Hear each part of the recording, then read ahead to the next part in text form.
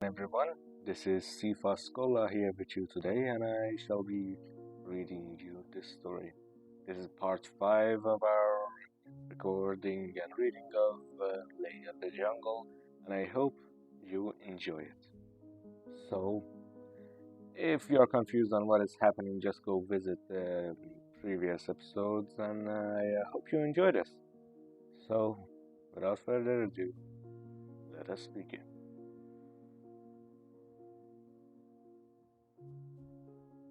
Hediye's eyes fell on two very beautiful girls who were standing next to Farhad and talking to him. After introducing her brother's family to the guests, Mrs. Fahimi started talking to the wife of one of the ministers. Hediye, who thought that the two girls were daughters of one of the ministers, realized that she was mistaken and that they were Farhad's cousins who had recently returned from a trip to Europe. After getting to know them, Hediye learned that Fahimi also had a brother who had died a few years earlier. The beautiful girls were so engrossed in the conversation with Farhad that they even forgot their manners and laughed loudly. It was difficult for Hediye to accept this behavior, and she considered it a kind of disrespect for the deceased. Hediye couldn't accept that someone would not only not mourn the death of their closest family member, but would also openly rejoice. Because of this, she felt a sense of resentment towards them and wanted to somehow point out the mistake.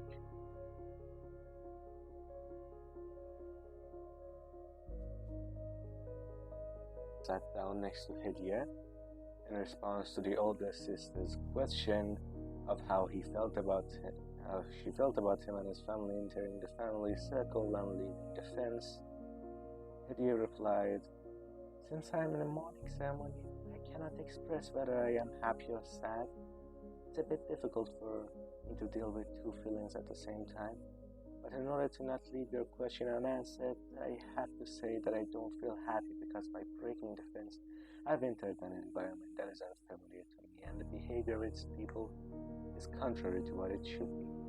In our fence, a son does not rejoice after the death of his father, and others also respect the fact that one should not be happy in the mourning ceremony. Unfortunately, these points are not respected in this one." Farhad lowered his head and remained silent in the face of Hediye's sarcasm. The younger sister came to his defense and said, "It is outdated to cry in one morning,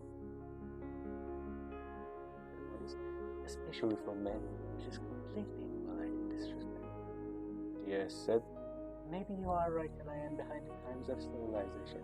But may I ask you to tell me if this also applies to women?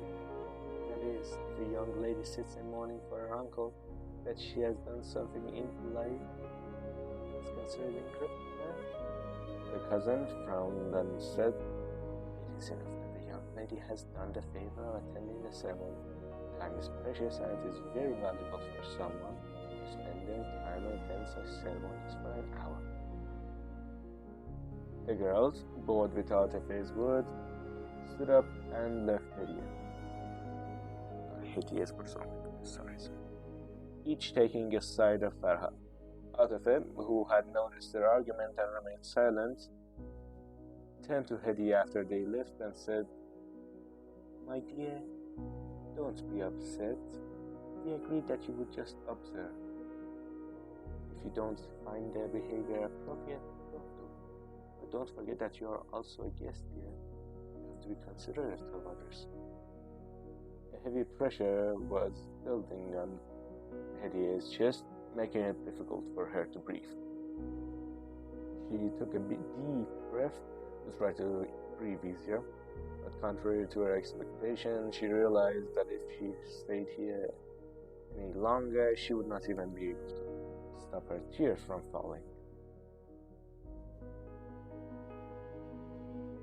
A few moments later, they sat down at the dinner table. The talk was about the inheritance that the late Fahimi had left for his family. One of the ministers turned to Mrs. Fahimi and said, "You have a grave responsibility to preserve and protect the late Mr. Fahimi's asset. I hope that with the help of your children, you will multiply the wealth of your late husband. A few sycophants continued eating, saying Inshallah. Miss Fahimi glanced at her brother and remained silent in the face of the minister's words. When the guests headed to the rooms that had been arranged for them to rest,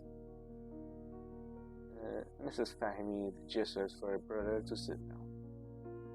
As soon as the dining room was empty of others, she said, "Did you hear, brother? The son of that deceased has not yet arrived, and you are asking me about it, to think about his wealth. What can I do? Farhad was against running the factory from the beginning. There are people around me who I don't know which ones are really caring and which ones are working for their own benefit. To talk to our lawyers, I will hold a meeting at my house after the seventh night ceremony and invite all the consultants to come in. You talk to them about restarting the factory and how to run it. Given your position in the asset management, you can help me and my sons." Arya Najat said, "But my dear sister, I don't think I can do anything for you. You yourself say that you have lawyers and agents who can help you. Farhad is also not at an age where they can deceive him. As you know, I was not happy with Fahimi and now I cannot interfere in the preservation of his property. Please, excuse me. I even stayed here for these 2 days against my will. And if it weren't for your request, I would have never set foot in this place. Tomorrow after the ceremony, I will go directly to the mosque, to the house. Of course, the door of our house is always open to you, and you can come and visit us whenever you want. We welcome you, but don't ask me to interfere in the financial affairs of your late husband." Mrs. Fahimi wiped the tears from the corner of her eyes with a silk handkerchief and prevented them from falling on her cheek. She said, "In these critical moments, you are also leaving me alone." Arya Najat sat down next to her and took her hands. He said, "Dear sister, I will not leave you alone. You have lived with Fahmi for many years and you have both managed the factory. You know better than anyone else how he works with his wealth. You learn the ways of factory management from him. You may lose your husband's wealth if I interfere. You must be strong and steadfast as before and supervise the work. It is still too early to decide. Let's wait until Farhad and Farzad arrive. Then sit down and make a decision. Maybe your sons will be willing to help you with the factory. Now get up and go rest. By the way, what time do they arrive?" Rangi stood up from the table and said as her brother held her arm, 6 in the evening.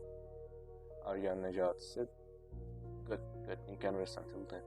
Don't worry, I know you can handle everything well." Arya Najat escorted Farangis to a bedroom and entered his wife's room with troubled thoughts. Atafe asked, "Why are you so pale?" Arya Najat started pacing around the room and looked at the garden scenery for a few moments. He said, "Farangis wants me to take care of her husband's finances." "Well, what did you say?" "I didn't accept it.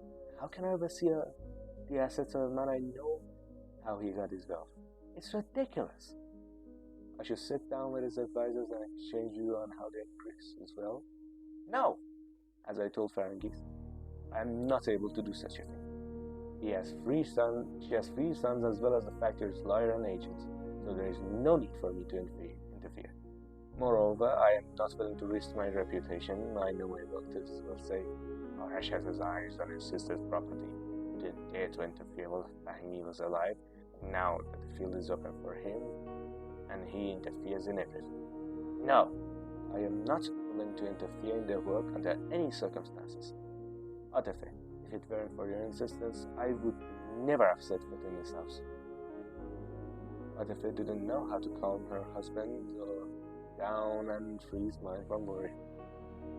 If she hadn't insisted, she wouldn't have seen her husband so upset now. So, just to say something, she said, Make whatever decision you know is wise, and I'm sure you'll choose the best path. And rest assured that Hediya and I will approve it. My dear, you are making me feel guilty with this attitude of yours. Arash stopped for a moment and looked at Atafa's face. He looked at her with a smile and said, I apologize. I shouldn't have accused you.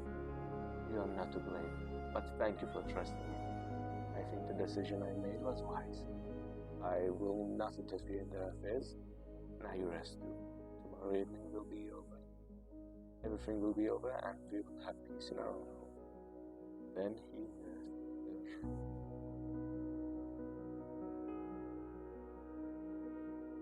I hope you're enjoying this episode so far. So just a reminder, go and like and subscribe or something. Also, this thing is about to get weird. So just know that Alabama is a state and people exist in it. So yeah, I will be continuing now. The guests gathered for afternoon tea. And some had gone to the airport to welcome Mr. Fahim's other two sons. The aunt was in a state of mixed happiness and sadness.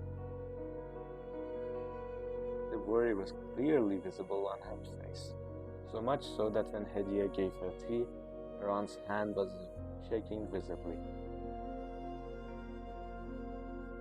She sat Hediya down next to her and said, Stay by my side, I feel calm when you are by my side. Hediya said, Aunt, your worries are unnecessary. With the arrival of Farzin and Farzad, there is no need for any further worry. They'll definitely stay by your side and give you courage. The aunt looked at her questioningly and said, Think so? I don't just think so, I'm sure of it. The aunt patted her niece's hand a few times in gratitude and looked at her watch. The passengers should arrive by now. I don't know if they will stay here or not. Hediya said, Why shouldn't they stay? It's a beautiful and big enough here. They will definitely like it. Haven't they seen it before? Yes, but not as they should. To be honest, they haven't seen the city properly either. My husband has made them strangers to their own homeland. They are not to blame if they feel like strangers here. How can they love a place they are strangers to? Atafair said, But this soil is captivating, and anyone who enters it finds it hard to leave. They will get used to it here. The aunt turned to Atafair abruptly and said, Atafair, do you know my brother is not willing to help me with my problems? Atafair was taken aback and paused for a moment. She said, Your brother is a wise and intelligent man. He will definitely do nothing that will harm you or himself. If he refuses to help you, it may be because he knows that you are more knowledgeable about the matters than any expert. If it were not for this, he would have definitely helped you. Farangis nodded her head in agreement and said, He told me the same thing. I've always relied on Fahimi. And without him, I now find myself alone and facing a mountain of problems. And because I have to make decisions on my own, I don't know if I will be successful or not. Atafair could see the sincerity in Farangis's words, and as a woman herself, she could understand her feelings very well. She thought to herself that Farangis had lost her self-confidence. She had to give her hope, so she said, You have always been successful and you will be. Don't forget that your sons have returned to the country to help you, and Farhad is your biggest supporter. Be hopeful and you will see that you will be able to handle the responsibility that has been entrusted to you very well. With Atafair's words, for a few moments, the anxiety and worry disappeared from Farangis's face. She stood up and started to supervise her work. For Hediya, it was unacceptable to believe that her father would be indifferent to her sister's problems. So she asked her mother with a tone of disbelief, "Why is that not her willing to help, aunt?" "No, it's not what you think. Your father doesn't want to interfere in Fahimi's financial affairs.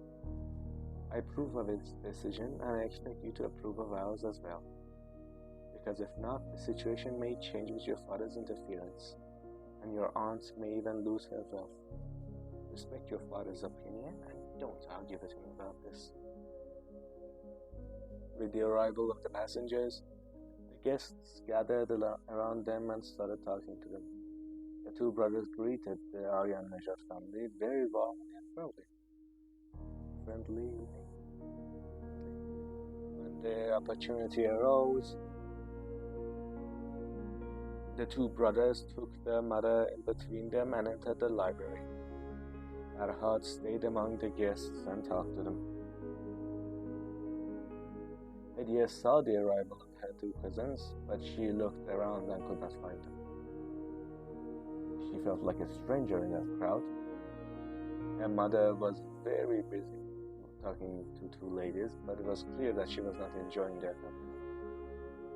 Hediya very quickly and without attracting anyone's attention left the group and took refuge in her room. She looked out the window at the night that had spread its shadow over the ground.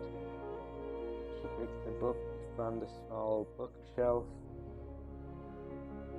and started reading it. But she could not focus her thoughts on the words of the book. She thought about the two young men who had entered a few minutes ago. Both were beautiful and married with unknown thoughts. Would these two be a support for her niece? She came to herself when she heard a knock on the door. She got up and opened the door. Mrs. Rad entered and said, "Mr. Farhad is asking if you're okay." And he answered with surprise, "Yes, I am very well. Please thank him." Then the aunt's special maid left the room. Hediya was still in disbelief, wondering why Farhad should ask about her condition. Was there a specific motive for this, or was it simply out of hospitality? She stood in front of the mirror and looked at herself, hoping to find a reason for this motive. She left the room. The atmosphere of the hall was filled with smoke from various cigarettes and pipes, making it difficult to breathe.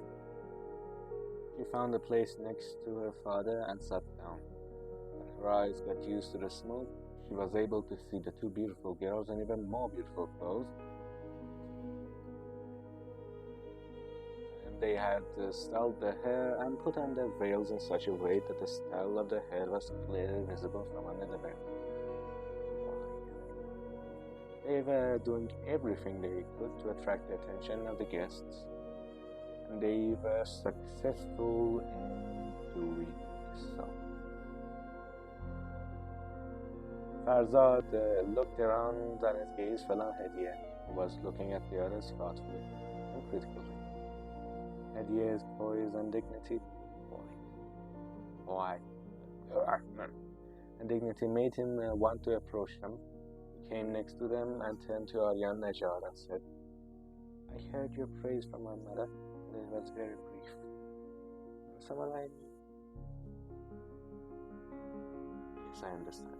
In your family, if anyone mentioned my name, they would be guilty of an unforgivable sin, but my mother would always praise you when the opportunity arose. We are happy that you did not follow my father's wishes and followed your own path. You showed by your actions that you believed in what you said and acted on it. I hope you will continue this path until the end." Aryan Najat smiled and thanked him. Farzad continued, "May I ask you a question? If it's not private, yes." Farzad paused for a moment and said, "Did you have a problem with my father, or did anyone rise up against you?" Aryan Najat stared at the point and said, "Your father was the main reason he was citing this against me, and with the influence he had over others, he was successful in his work. But my wife and I had made our decision and we resisted." Farzad put his hand on Arash's shoulder and said, "I wish everyone was like you. Then he turned to Hadi and said, may I ask you to show me my father's garden? Okay, guys, so disclaimer, this place is about to get really weird. What you're gonna be talking about the adultery, incest, and Alabama. Yes, those are what this place will talk about. So, yeah, content warning, and kids just don't move to Alabama. Hediye looked at her father, and, understanding his approval, they both left the hall. Farzad said, since I didn't live with my father, I didn't know him very well, but I feel like he was a selfish person. Hediye was saddened that Farzad had made such a prejudgment about his father without really knowing him. She said, one cannot definitely express an opinion about a person one does not know well. You do not have a good understanding of your father. Instead of criticizing him, it is better to consider his positive aspects. Whatever he was, he is no longer among us. Farzad asked, have you seen my father? No. Then how can you prove me wrong? I don't want to convince you to impose my opinion on you that he was a good man, but in general, you can say that there was no good and desirable qualities in him. Your father, from his own point of view, tried to provide for the well-being and happiness of his family. She interrupted her and said, that's the problem. When a person looks at everything from her own perspective and wants to impose their opinion on others, you can say that very logical and normal person. My father kept me and Farzin away from this society and people, and now we are nothing more than strangers to this society. I am sorry for that. And that's my feelings for you. No, that's not right. He thought he was making you and your brother happy. Now, if he made a mistake, that doesn't mean you can't forgive him. Maybe one day you and your children will be put on trial, even though you are sure that you have done everything you can for their happiness. Let's sit down for a bit. This sentence was said by Farzad. Then he took Hediye's hand and they sat down on a bench in one of the garden paths. The pleasant air mixed with the scent of flowers and the light of the lamps that completely illuminated the garden made Farzad daydream. There was silence between them for a few moments. Farzad stared at Hediye's face unconsciously for a while, then broke the silence and said, you are a beautiful girl, even though you are young. Your logical words show your experience. Do you have a fiancé?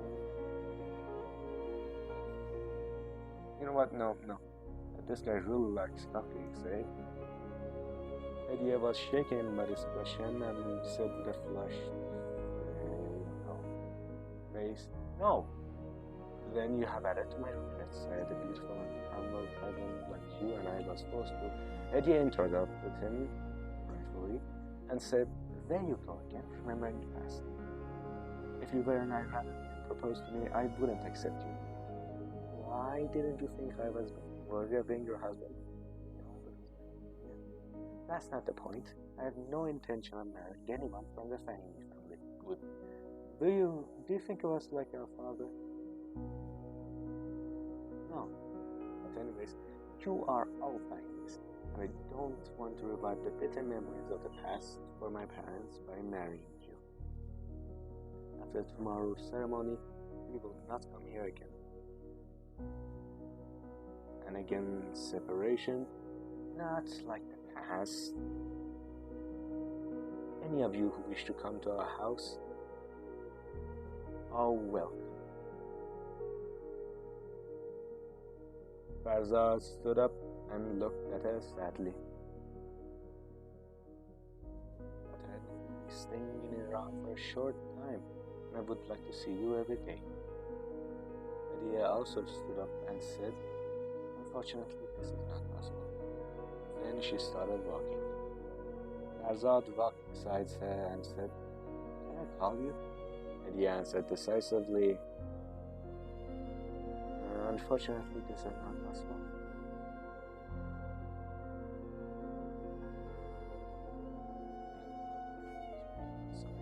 No, you're a married man. Besides, it seems like you have forgotten what I said. Forgive me, I didn't think you were serious, so I'll ask again. Do you hate the Fahimis? Both of them were silent. Well, Hediye smiled and said, I don't hate anyone, but for the sake of my parents, I don't want to socialize with the Fahimis. Both of them were silent. Farzad stopped at one or two places and watched the garden. When they reached the door of the hall, Farzad said, I hope my uncle won't forget the past and allow us to enjoy the company of his family. I think he should, separate you two. This is way too weird. Like, really weird.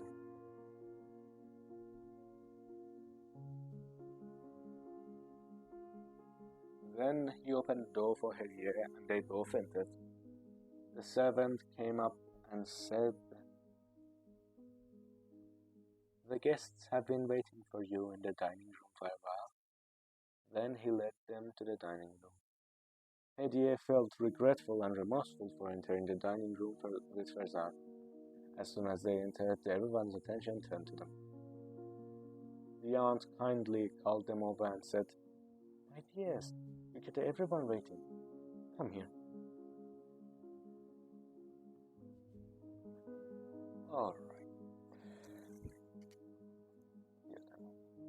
Then she pointed to two empty chairs for them to sit down. Hediye and Farzad sat across each other at the table.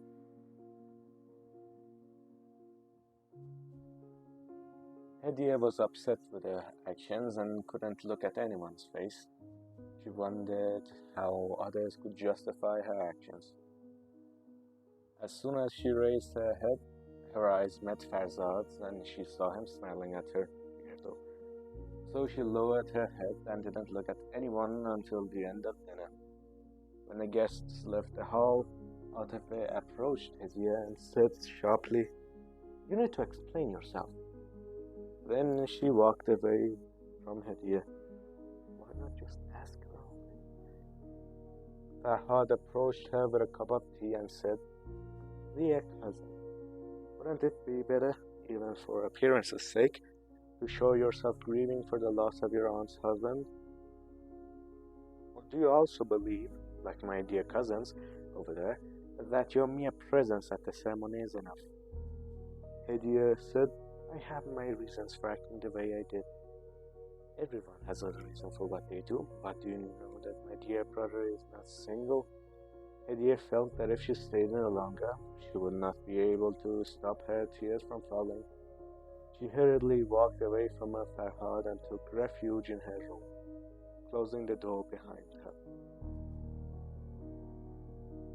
She was furious with herself and muttered to herself, did they think we went to the garden to flirt? Yes, you literally did. She threw herself on the bed and cried again. She reproached herself for not being able to behave the way her parents expected her to do in these 2 days. Had she tarnished her name, it would be better if she returned home as soon as possible and no longer had to look at the curious faces of others. When her mother entered Hediye's room, Hediye threw herself into her mother's arms while throwing herself, crying and said, Mom, I'm sorry, I'm really sorry. I didn't realize how time was passing. We were just talking and I wanted to convince him that he could help my aunt. Oh, very interesting. Her mother stroked her soft hair and said, I believe you, but did you forget that your father had warned you about his family? Those who are outside are waiting for us to make the slightest mistake so you can use it against us. And with your behavior tonight, you have given them the best excuse. Atife fixed her tearful eyes on her mother and said, "But he's married, how can I?" Atife interrupted her and said, "And that's even worse. They will say to themselves that Arya Nejad's daughter is an illicit relationship with her married cousin. God knows that this is not the case, and God says that don't stop marrying your cousin, you heathens." Atife said, "Anyway, what's done is done. Get up and wash your face. When you return to the hall, don't pay the slightest attention to Farzad. Let the guests' doubts go away. Be very calm and composed, and behave with dignity." Atife left Hediyeh's room, leaving her alone in turbulent waves of her thoughts. An hour later, when Hediyeh entered the hall, she went straight to her father and sat down next to him. Her father put his head on her ear and said something that made Hediyeh laugh. Arash put some fruit in front of his daughter and said, "You look like a defeated person." He detended and smiled. The girl's lips blossomed into a smile again, and she breathed a sigh of relief. Then she raised her head and slowly looked around. Farzad was standing in a corner of the hall, looking out. Her cousins had taken Farzin and were talking to her. Mrs. Fahmy approached her brother and sat down next to him and said, "Are you really leaving us tomorrow? After tomorrow's ceremony, there is no need for us to gather again. I also have things to do that I need to take care of. Will you talk to my sons about this stay in Iran?" "Sister, here you go again. They are not children who need advice. If they see fit, they will stay. Otherwise, they will return. But I would like them to be on my side. I will provide the best life for each of them. But without them, I will be left alone. You should talk to them yourself. Ask them to help you as a mother. But if I interfere, they may object, and that's not right. And what if they say no to me?" Arya Nejad was silent for a moment and then said, "Then you should ask them to make a decision about their father as well. If they agree to stay, fine. Otherwise, you should divide their wealth among them so they can do whatever they want with their property." "Do you mean I should sell the factory?" "Don't be mistaken, sister. I'm not telling you what to do, but this is the path you will have to take. If your sons claim their inheritance, you will be forced to sell the factory and the other Fahimi properties. But I hope that this does not happen and that your sons will strive to preserve the factory like their father."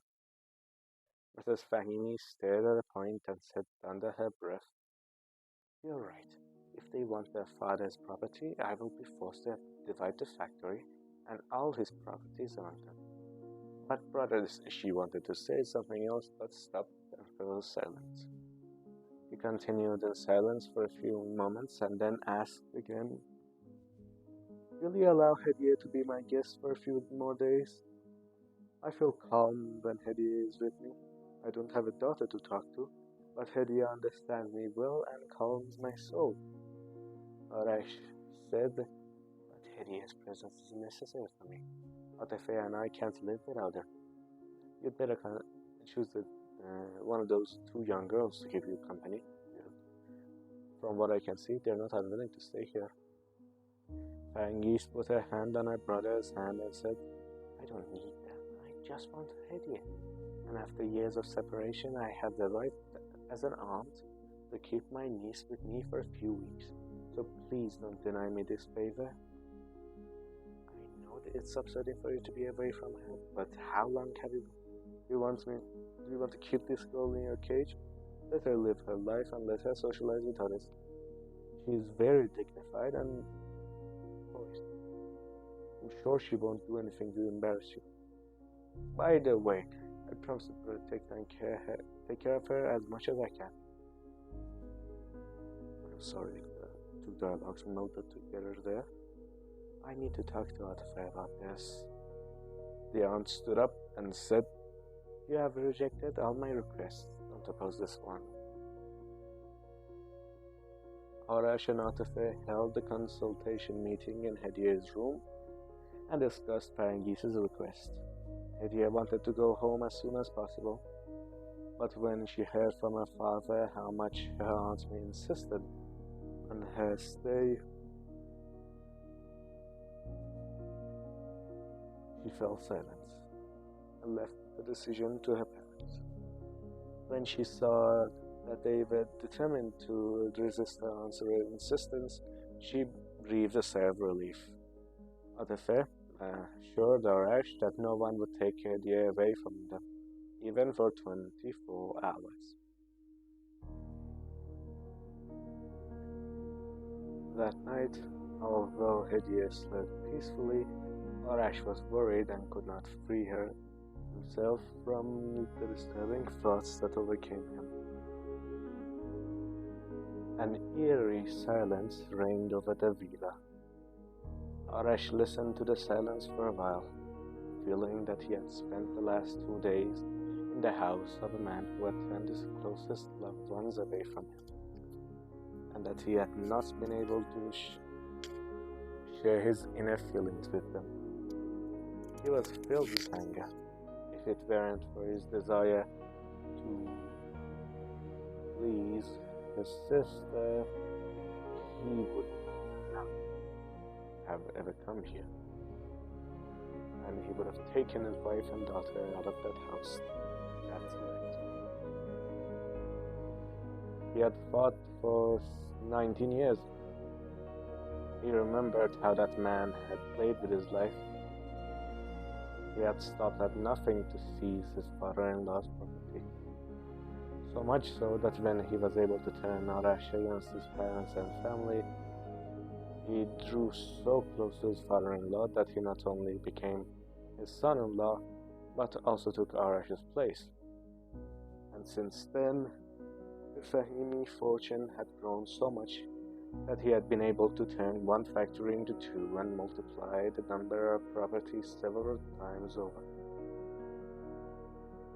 The influence of the father-in-law and son-in-law was such that they could easily buy ministers and lawyers with money. Whatever was passed was in their favor, and with a little attention, one could see the fingerprint of Aryan Najad or Fahimi in the passage of that law. What Arash saw and understood made him more determined in his belief to fight them.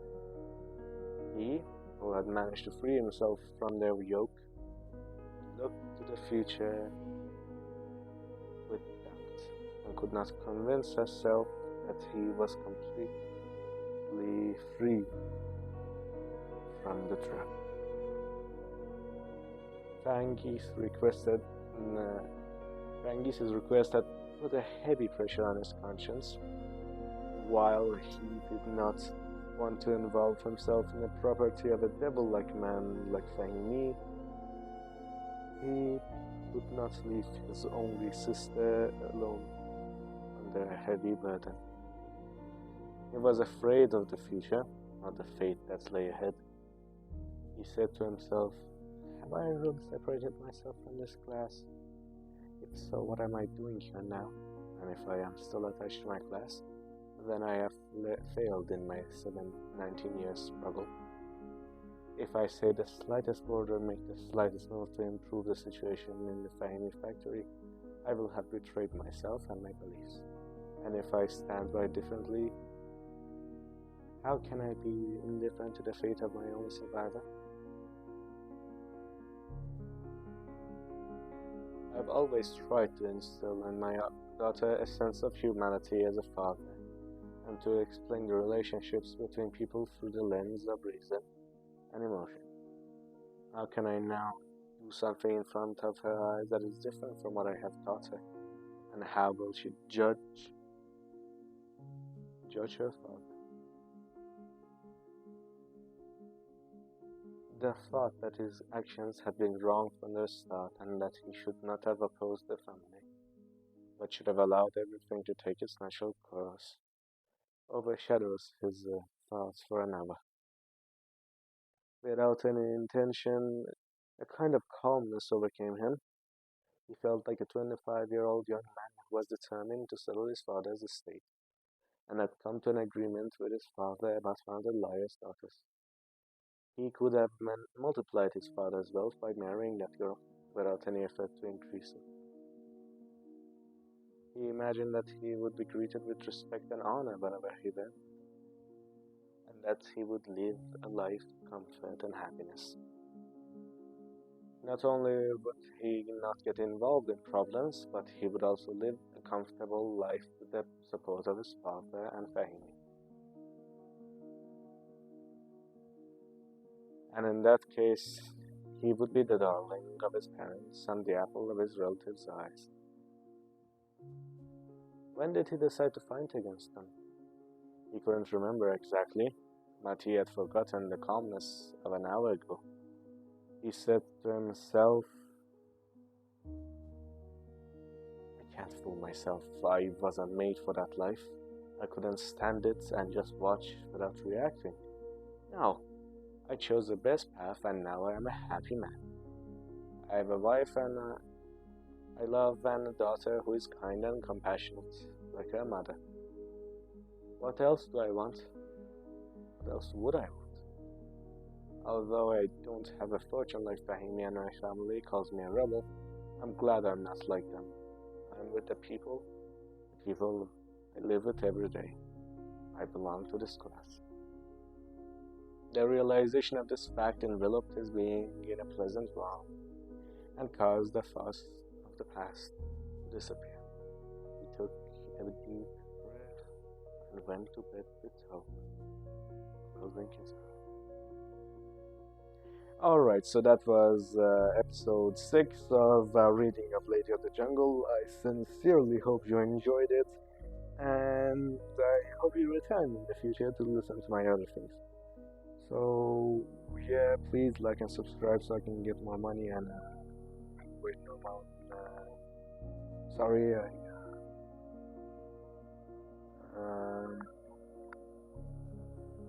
bye.